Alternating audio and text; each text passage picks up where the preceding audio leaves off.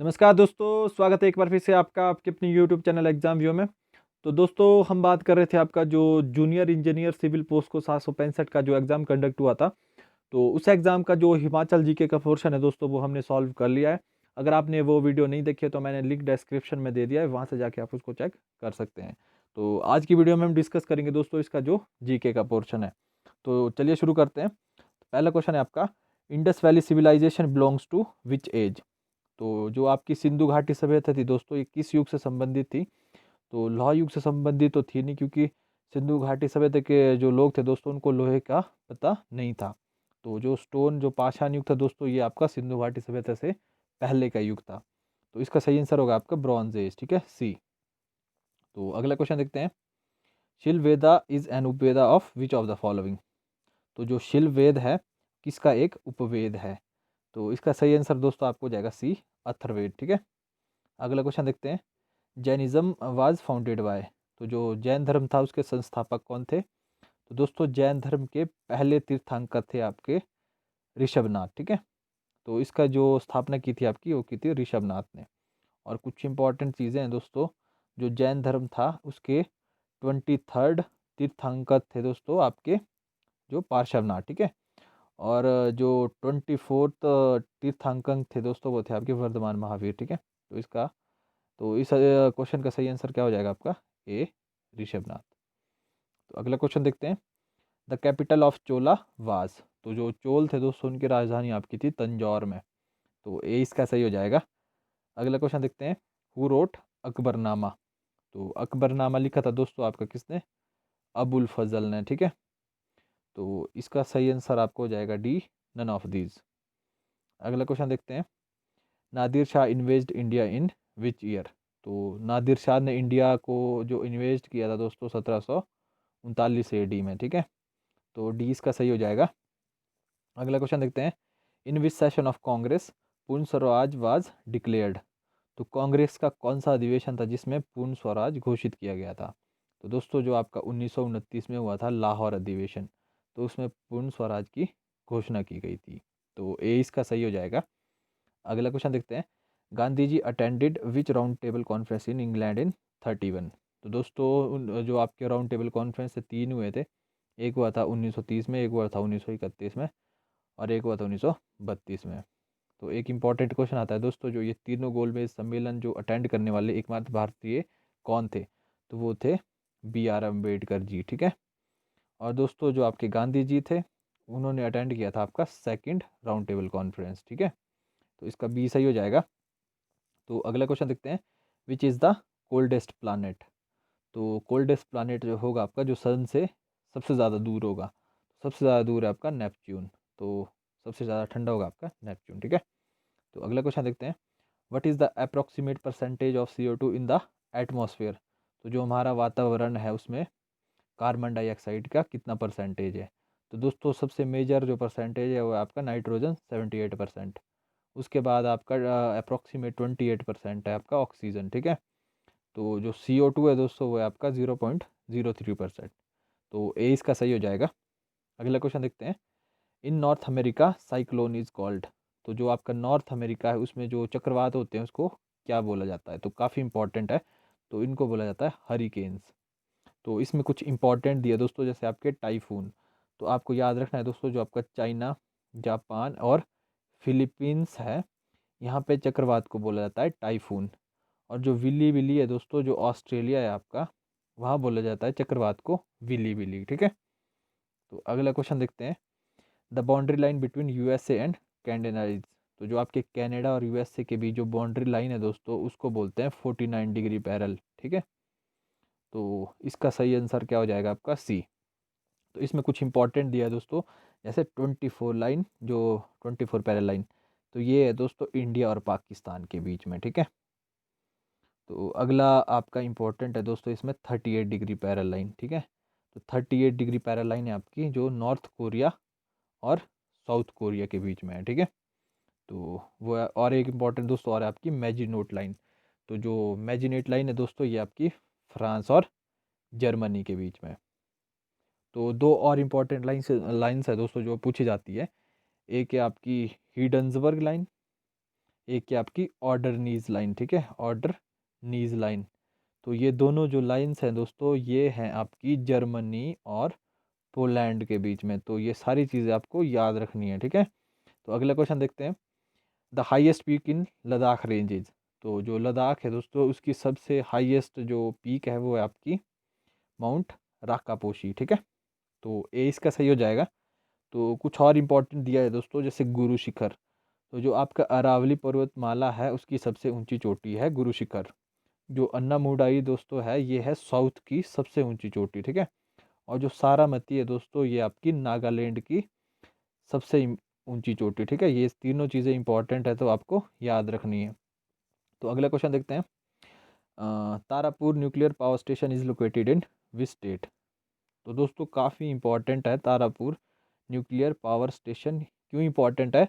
क्योंकि ये भारत का पहला न्यूक्लियर पावर स्टेशन था, और ये कहाँ है आपका, महाराष्ट्र में, ठीक है।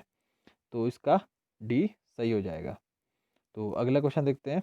और दोस्तों इसमें एक इम्पॉर्टेंट और है, जैसे आपका राजस्थान है तो यहाँ है आपका रावत भाटा न्यूक्लियर पावर स्टेशन। तो ये भी काफ़ी बार एग्जाम में पूछा जा चुका है। तो चलिए अगला क्वेश्चन देखते हैं अब, which is a tidal port.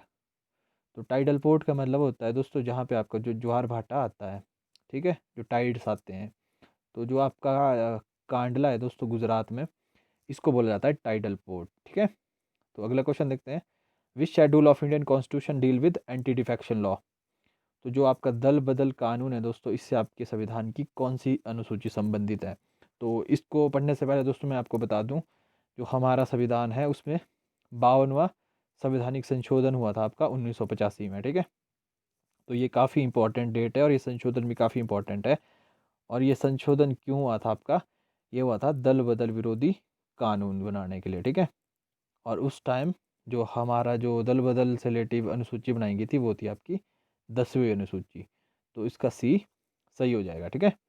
तो अगला क्वेश्चन देखते हैं, the Indian citizenship can be acquired by which of the following veg. तो जो हमारी नागरिकता हम किस तरह से ले सकते हैं, बाय बर्थ ले सकते हैं, बाय नेचुरलाइजेशन ले सकते हैं, बाय रजिस्ट्रेशन ले सकते हैं। तो ऑल ऑफ दिस, इसका डी सही हो जाएगा। तो अगला क्वेश्चन देखते हैं, what is the minimum age for election of the president of India. तो जो हमारे राष्ट्रपति का अगर हमने चुनाव लड़ना है तो हमारी एज कितनी होनी चाहिए, मिनिमम 35 ईयर्स, ठीक है। तो इसका सी सही हो जाएगा। और दोस्तों अगर आपने राज्यसभा का मेंबर बनना है तो उसके लिए होनी चाहिए आपकी 30 साल, लोकसभा का मेंबर बनना है तो उसके लिए होनी चाहिए 25 साल, ठीक है। तो अगला क्वेश्चन देखते हैं, the first chief justice of India. तो भारत के पहले मुख्य न्यायाधीश कौन थे। तो ये कौन थे दोस्तों, आपके जस्टिस हीरालाल कानिया, ठीक है। तो ये इसका सही हो जाएगा। और एक इम्पॉर्टेंट चीज़ दोस्तों, जो हमारा सुप्रीम कोर्ट है ये एस्टेब्लिश्ड हुआ था 1950 में, ठीक है। ये भी काफ़ी बार पूछा जा चुका है। तो अगला क्वेश्चन देखते हैं, national development council was constituted in which year. तो जो आपकी एनडीसी है दोस्तों, ये बनी थी आपकी 6 अगस्त 1952 को, ठीक है। तो सी इसका सही हो जाएगा। और इसके जो हेड होते हैं वो होते हैं देश के प्राइम मिनिस्टर।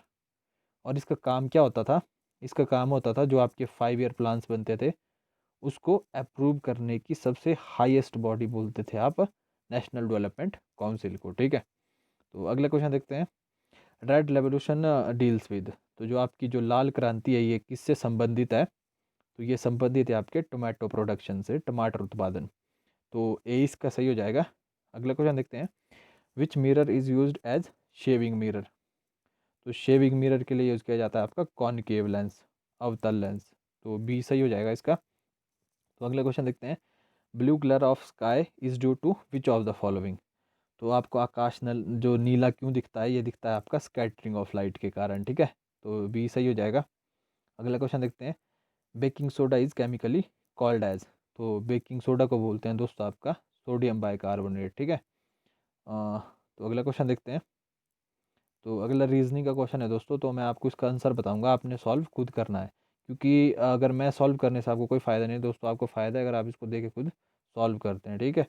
तो क्वेश्चन है आपका, what was the day on 26 January 1950 when first Republic day of India was celebrated. तो आंसर इसका होगा आपका सी, थर्सडे। तो आपने चेक करना है कि थर्सडे कैसे आया है।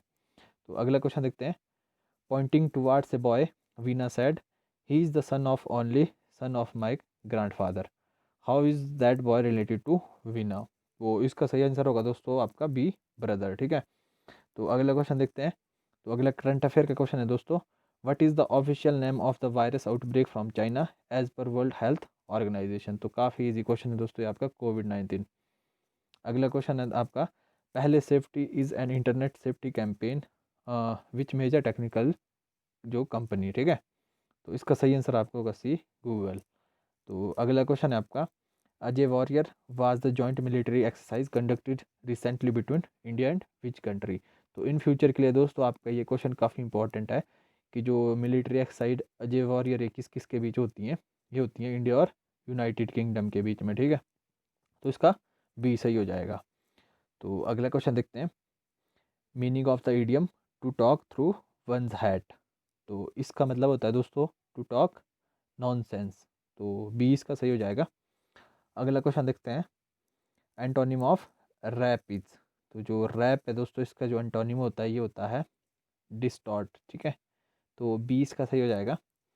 अगला क्वेश्चन देखते हैं, Rahul had severe pain in his stomach. तो इसका डी सही हो जाएगा। तो अगला क्वेश्चन देखते हैं, पावक का संधि विच्छेद है। तो पावक का संधि विच्छेद होगा दोस्तों पो प्लस अक। तो इसका डी सही हो जाएगा। तो अगला क्वेश्चन है, रत्नाकार का पर्यायवाची है।